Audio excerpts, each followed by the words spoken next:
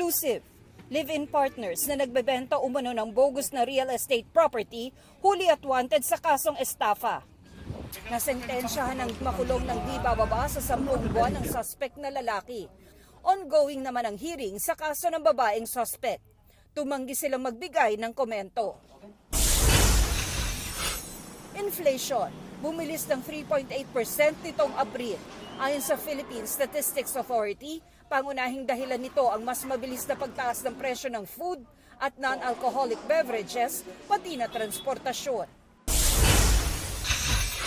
Panukalang batas na nag-aamyenda sa Rice Tarification Law o RTL. Aprobado na ng House Committee on Agriculture and Food. Kasama sa mga amyenda, ang pagbabalik sa National Food Authority ng kapangyarihang magbenta ng bigas sa mga palengke at sa piling pagkakataon ay mag-angkat ng bigas. Tina Panganiban Perez, nagbabalita para sa GMA Integrated News. Mic test, mic test. There being none, it has been... Huwag magpahuli sa mga balitang dapat ninyong malaman. Mag-subscribe sa GMA Integrated News sa YouTube. Sa mga kapuso abroad, subaybayan nyo kami sa GMA Pinoy TV at sa www.gmanews.tv.